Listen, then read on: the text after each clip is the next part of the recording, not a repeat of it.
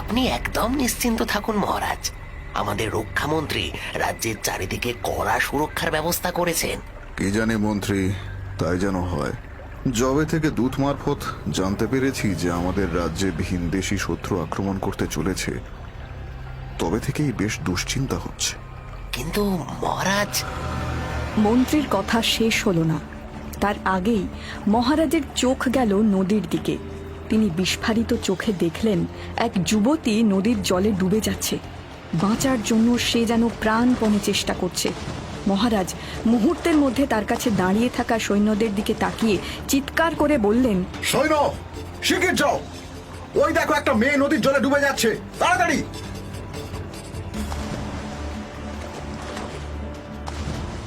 বাঁচাও! বাঁচাও!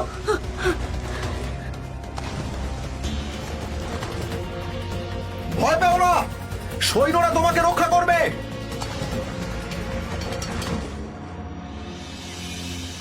হ্যাঁ হ্যাঁ হ্যাঁ হ্যাঁ, ওকে এখানে এখানে শুইয়ে দাও। ভয় পেও না, তুমি এখন একদম সুরক্ষিত রয়েছো। এত অপরূপ সুন্দরী কন্যা এই নদীর মধ্যে কি করছিল? কন্যা, তোমার বাড়ি কোথায়? আমার নাম সুকন্যা মহারাজ। আমার বাড়ি তিলকপুরে। তিলকপুর? সে তো এখান থেকে অনেক দূর মহারাজ। কিন্তু তুমি এত দূরে এলে কি করে? মহারাজ মহারাজ, আমাদের সাথী সৈন্য কেমন করছে দেখুন, ওর মুখ দিয়ে যেন গ্যাজেলা বেরোচ্ছে। সে কি? ও তো এক্ষুনি এই কন্যাকে জল থেকে উদ্ধার করে নিয়ে এলো। হঠাৎ কি হলো? আরে প্রশ্ন উত্তর পরে করা যাবে, এখন তাড়াতাড়ি ওকে রাজবৈদ্যর কাছে নিয়ে যাও। আর মন্ত্রী, এই কন্যাকে তার বাড়িতে পাঠাবার ব্যবস্থা করো। দোহাই মহারাজ, আমাকে দয়া করুন। দরকার হলে নিজের হাতেই আপনি আমাকে হত্যা করে দিন, কিন্তু আমাকে আবার আপনি বাড়ি পাঠাবেন না। কেন এরকম করছো বলো তো? কি হয়েছে? মহারাজ, আমি অনাথ, কাকা কাকিমার বাড়িতে আশ্রিতা। টাকার জন্য ওরা আমাকে এক ব্যবসায়ীর কাছে বিক্রি করে দিচ্ছিল। ওরা আমাকে নৌকো করে ভিন দেশে নিয়ে যাচ্ছিল। উপায় না দেখে আমি নদীর জলে ঝাঁপ দিই মহারাজ। আমি মরে যাব, কিন্তু ওই বাড়িতে আমি আর ফিরবো না, কিছুতেই না। আচ্ছা বেশ, তুমি কেঁদো না। আমার রাজপ্রাসাদে তুমি একদম সুরক্ষিত। তোমার যত দিন ইচ্ছে তুমি এখানে থাকতে পারো।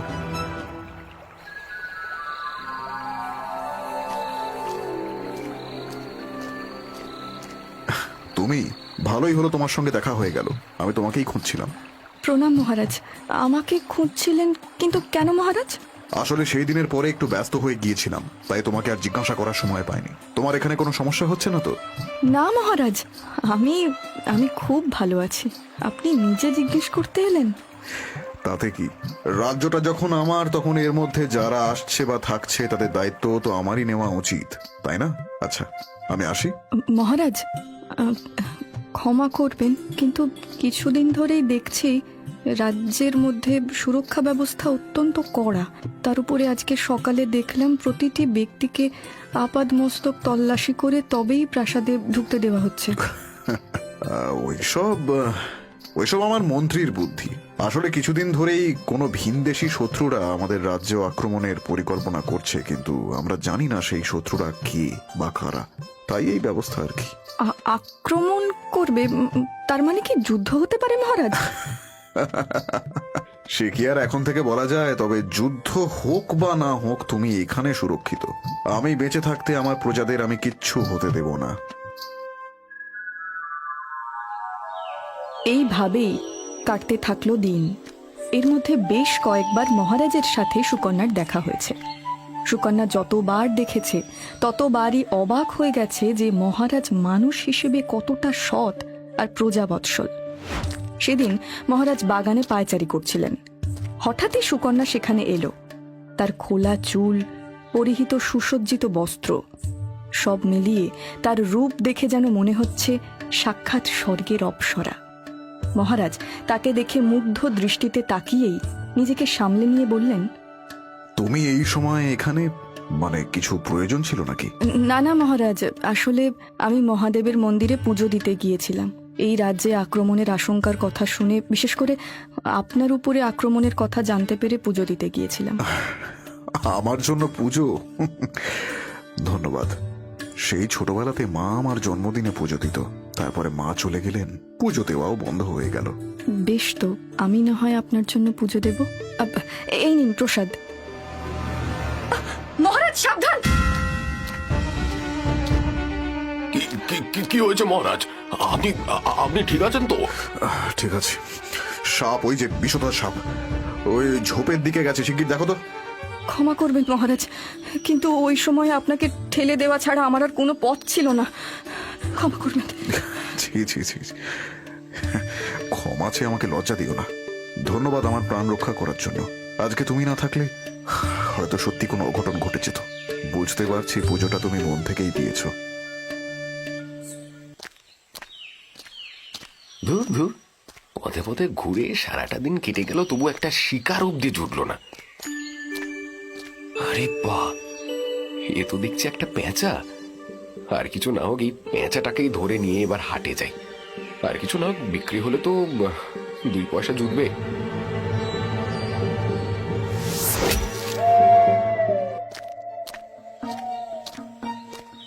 একটা পেঁচার ডাক শোনা যাচ্ছে যেন, কিন্তু আসছে কোথা থেকে? এই লোকটার ঝোলা থেকেই মনে হচ্ছে।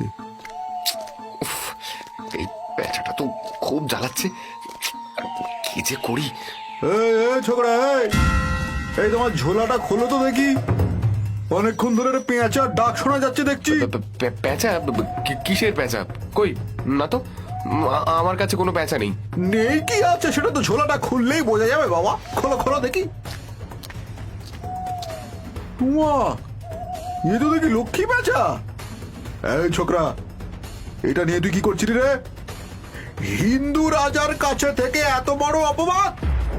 রাজা যদি জানতে পারেন যে তুই লক্ষ্মী পেঁচা নিয়ে বিক্রি করছিস, তোকে শুলে তাড়াবেন, শুলে। দোহাই তোমাদের, আমি একটা গরিব ব্যাদ, 2 পয়সার জন্য এই কাজ করেছি। আমাকে রাজার কাছে নিও না। সে বললে তো আর হবে না বাবু। হিন্দু রাজার রাজ্যে থেকে লক্ষ্মী পেঁচাকে অপমান করবে, তাকে তো আর রাজা ছেড়ে দেবেন না। চলো, তোমার বিচার হবে, চলো।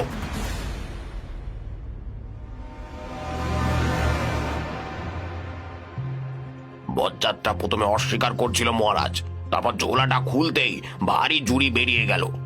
মহারাজ, মহারাজ, আমি গরিব মানুষ, ভুল করে ফেলেছি, ক্ষমা করে দিন, দয়া করে আমায় ক্ষমা করে দিন। বুঝলাম তুমি ব্যাদ, পশু পাখি হত্যা করাই তোমার কাজ, কিন্তু তাই বলে লক্ষ্মী পেঁচা? লক্ষ্মী পেঁচা হলো মা লক্ষ্মীর বাহন। আদা, দেখি পেঁচাটা। বাহ, কি সুন্দর পেঁচা, যেন বরফের গোলা। ব্যাদ, তুমি এই পাখিটাকে মেরে বিক্রি করে দিতে? ছি ছি ছি ছি ছি ছি। মহারাজ, মহারাজ, ক্ষমা, আমাকে ক্ষমা করে দিন। আমি আর কখনো এরকম করবো না, কখনো না, দয়া করুন আমায়।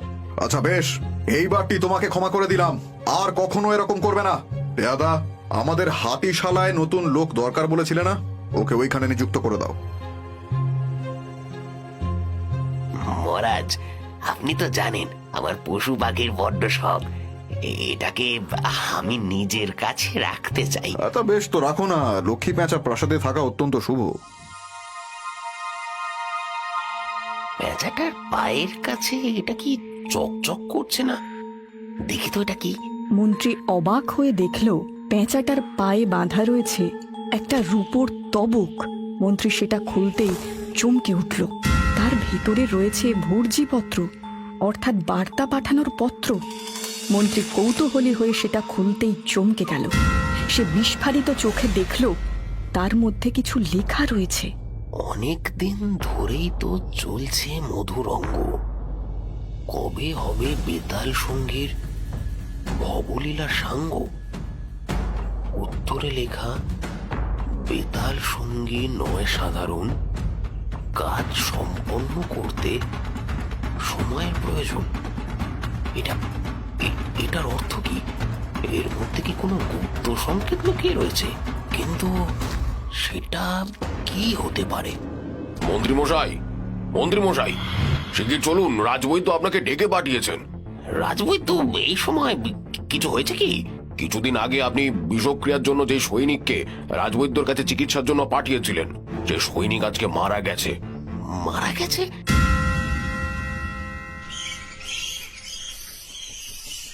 বৈদ্য মহারাজ, আপনি আমাকে আসতে বলেছিলেন? আসুন মন্ত্রী মশাই, আমি নিজেই আপনার কাছে যেতাম, কিন্তু বিষয়টা অত্যন্ত গোপনীয়, তাই এখানে আসতে বলেছিলাম। কি হয়েছে বৈদ্য মহারাজ? পেয়াদা বলল আমাদের আহত সৈনিকের মৃত্যু হয়েছে। ওটাই বিশেষ কারণ মন্ত্রী মশাই।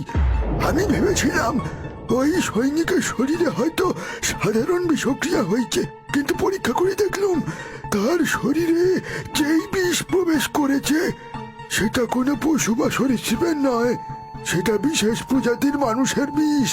কি বলছেন কি বৈদ্য মশাই? মানুষের বিষ? কিন্তু সেই সৈনিক তো ওই যুবতী সুকন্যাকে জল থেকে উদ্ধার করার পরেই। এখনো আমি আপনাকে সঠিকভাবে কোনো তথ্য দিতে পারবো না মন্ত্রী মশাই, এর জন্য আমাকে আরো পরীক্ষা করতে হবে। এসব কি হচ্ছে আমি যে কিছুই বুঝতে পারছি না। একদিকে ওই রহস্যময় বার্তা, আর একদিকে এই মনুষ্য শরীরজাত বিষ। মহারাজ, আসবো। জানি এটা আপনার বিশ্রামের সময়, কিন্তু বিষয়টা এতটাই গুরুত্বপূর্ণ যে আমাকে আসতেই হলো। আমার কাছে আসার জন্য তোমার এত ভূমিকার প্রয়োজন নেই মন্ত্রী। বলো কি হয়েছে? মহারাজ, এই দেখুন, আজ ব্যাধের কাছ থেকে যে পেঁচাটা উদ্ধার হয়েছে, আমি তার পায়ের থেকে এই গুপ্ত বার্তা লেখা পত্রটা পেয়েছি। এ তো কোনো গুপ্ত সন্দেশ মন্ত্রী, কিন্তু এর অর্থ কি? মহারাজ, সম্পূর্ণ অর্থ তো আমিও বের করতে পারিনি, কিন্তু এটুকু বুঝতে পারছি কাউকে হত্যার ষড়যন্ত্র চলছে। বেতাল সঙ্গীটিকে যদি জানা যেত। বেতাল সঙ্গী? বেতাল সঙ্গী মানে বিক্রম? বিক্রম বেতাল? তার মানে এখানে আপনার কথা বলা হয়েছে মহারাজ। এই ষড়যন্ত্র আপনাকে হত্যা করার উদ্দেশ্যে করা হয়েছে, কিন্তু কে করছে? ব্যাধের কথা অনুসারে সেই পেঁচাকে দক্ষিণ দিকের বেলগাছে পেয়েছে।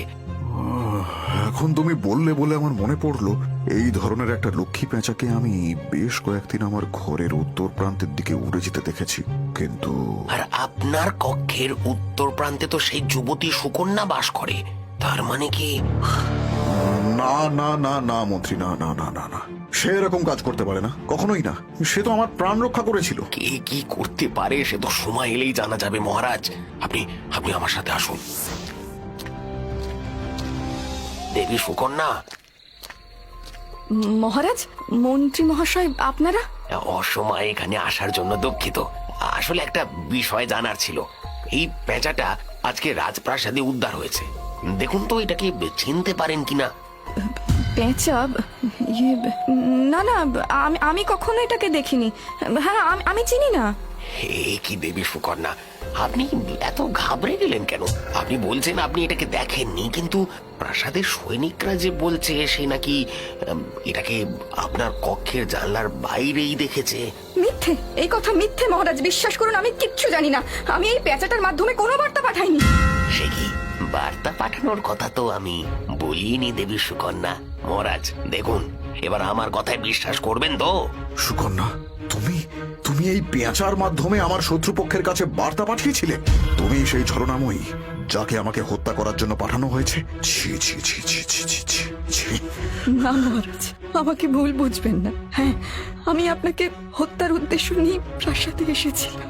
দেখুন মহারাজ, আমরা শত্রুকে প্রাসাদের বাইরে খুঁজে বেড়াচ্ছিল। আমার শত্রু আমাদের চোখের সামনেই ছিল, আর তুমি মহারাজ তোমাকে বিশ্বাস করে রাজপ্রাসাদে ঠাঁই দিলেন, আর তুমি ধিক্কার। যখন আমাকে হত্যা করাই তোমার ইচ্ছে ছিল, তাহলে সেদিন সাপের থেকে আমাকে বাঁচিয়েছিলে কেন? বলো কেন? আমি জানি আপনি আমার কথায় বিশ্বাস করবেন না। এখানে আসার পরে, আপনার সাথে মেশার পরে আমার মন থেকে হত্যার পরিকল্পনা দূর হয়ে গেছিল। আর তাছাড়া কি সুকন্যা, তোমার বিষ সৈনিকের শরীরে ছুড়ে যাওয়ায় মহারাজকে হত্যা করার জন্য বিষ কম পড়ে গিয়েছিল বুঝি? বিষ? কি বলছো তুমি মন্ত্রী? ওর কাছে বিষ আসবে কোথা থেকে? বিষ যে আমাদের শরীরেই উৎপত্তি হয় মহারাজ। আমি একজন বিষ কন্যা। হ্যাঁ মহারাজ, কুশলপুর গ্রামে আমার মতো বহু মেয়ে রয়েছে যাদেরকে এইভাবে বিষ কন্যা হিসেবে তৈরি করা হয়। বিষ কন্যা? কিন্তু এ তো গল্পগাথায় শোনা যায়। আমাদের জীবনে যে এক একটা গল্পগাথা মহারাজ। এক গরিব হতদরিদ্র পরিবারে আমার জন্ম। জন্মের আগেই বাবা, আর জন্মের কিছুদিন পরেই মাকে হারাই। এক দূর সম্পর্কের কাকা আমাকে লালন পালন করেন। একটু বড় হতেই শুরু হয় বিষকন্যা হওয়ার প্রক্রিয়া। কখনো বিষাক্ত সাপের দংশন তো কখনো বিষাক্ত কাঁটার শয্যায় রাত কাটানো। নানা ধরনের বিষাক্ত ঔষধি প্রয়োগের ফলে ধীরে ধীরে আমাদের শরীরে এত পরিমাণ বিষ উৎপন্ন হয় যে আমাদের নখের সামান্য আঁচড়েই মানুষের শরীরে এমন বিষ প্রবেশ করে যার ফলে মৃত্যু অবধারিত। যেমন আমাকে বাঁচানোর সময় ওই সৈনিকের সাথে হয়েছিল। হে ঈশ্বর, এ কি অমানবিক প্রক্রিয়া! কিন্তু তোমাকে এখানে কে পাঠিয়েছিল? নিলয়নগরের রাজা আমার গ্রামে এসে আমাকে নিযুক্ত করেছিল আপনাকে হত্যা করার উদ্দেশ্যে। ছলে বলে কৌশলে আপনাকে আমার প্রেমের ফাঁদে জড়িয়ে নিজের শরীরের সংস্পর্শে আনতে পারলেই মৃত্যু অবশ্যম্ভাবী। তাহলে সুযোগ পেয়েও মহারাজকে হত্যা করলে না কেন? এখানে এসেই বুঝেছিলাম মহারাজ আর বাকি পুরুষদের মতন নয়। তার সুন্দর ব্যবহার, যত্নশীল মন আর ব্যক্তিত্ব দেখে কবে যে নিজেই তাকে ভালোবেসে ফেলেছিলাম আমি বুঝতে পারিনি। ভুলে গিয়েছিলাম বিষকন্যার ভালোবাসার অধিকার নেই। এটা কি বলছো তুমি সুকন্যা? সেই কারণেই কি তুমি ওই বার্তায় হত্যা করার জন্য সময় চেয়ে নিয়েছিলে? ওরা যদি জানতে পারে আমি ওদের সাথে বিশ্বাসঘাতকতা করেছি তাহলে ওরা আমাকে হত্যা করে দেবে। কিন্তু এখন আমার সেই নিয়ে ভয় নেই মহারাজ।